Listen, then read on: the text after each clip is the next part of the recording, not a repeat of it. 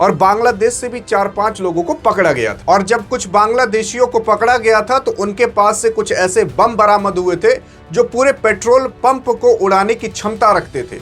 तो ऐसा कुछ ये लोग करने वाले थे कि जैसा बांग्लादेश में 2024 में शेख हसीना के साथ हुआ था, वैसा 2026 में प्रधानमंत्री मोदी के साथ हो जाए। अगर 100-200 बच्चे मर जाते तो यहां पर प्रधानमंत्री की कुर्सी तुरंत जा सकती थी। और यही ये लोग करना चाहते थे कि एक बहाना था और यहीं पर इस सत्ता को गिरा दो। पहलू भी बता दिए क्या होने वाला था। मैं ये नहीं कह रहा कि ये बच्चे पाकिस्तानी थे, नहीं।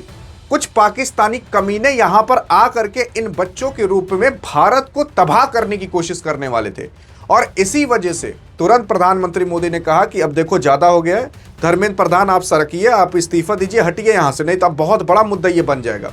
तो एक ही बैग धर्मेंद्र प्रधान अपना इस्तीफा त्याग देते हैं, तुरंत हट जाते हैं वो, और नए आपके एजुकेशन मिनिस्टर कुछ घंटे के अंदर बन जाते हैं। लेकिन अब नया एजुकेशन मिनिस्टर कौन बना, अगर आपने उस बंदे का नाम कमेंट में बता दिया तो आपके कमेंट को हार्ट भी दे दिया जाएगा और पिन भी कर दिया जाएगा। देखते हैं आपको पता है कि नहीं। तो यह मुद्दा था जहां पर अमित शाह के ऊपर घोर आरोप लगा कि बच्चों के ऊपर आपने पैलेट्स गन क्यों चलाई।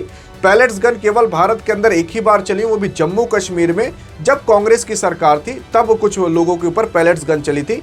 आज तक उसके बाद पैलेट्स गन अब चली है, वो भी बच्चों के ऊपर।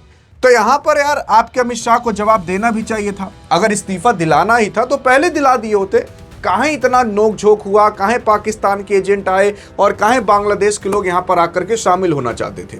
देखो यहां पर भारतीय स्टूडेंट थे, इनका इस्तेमाल करने वाले थे वो लोग। मैं ये नहीं कह रहा कि ये सारे के सारे पाकिस्तानी थे, नहीं, इसमें से कोई पाकिस्तानी नहीं था, लेकिन कमीने पाकिस्तानी इस चीज का इस्तेमाल करना चाहते थे। और आपको ये भी पता होना चाहिए, कम से कम 480 यूट्यूब चैनल दिल्ली पुलिस ने बताया कि हमने बंद किया है, जो इस तरीके का इस्तेमाल कर रहे थे, इस प्रोटेस्ट का इस्तेमाल कर रहे थे। आपने देखा नहीं था उस टाइम कुछ ऐसे इंडियन आर्मी की वीडियो आ रही थी और कह रहे थे कि अगर दिल्ली पुलिस मार रही है तो याद रखना इंडियन आर्मी अभी जिंदा है, हम बदला जरूर लेंगे। वो सब के सब पाकिस्तानी थे जो इंडियन आर्मी की ड्रेस पहन करके भारत के अंदर इस तरीके का माहौल बनाना चाहते थे कि इंडियन आर्मी स्टूडेंट के साथ है, पुलिस के साथ नहीं। इंडियन आर्मी सरकार के साथ नहीं बल्कि स्टूडेंट के साथ है, ऐसा वो लोग माहौल बनाना चाहते थे।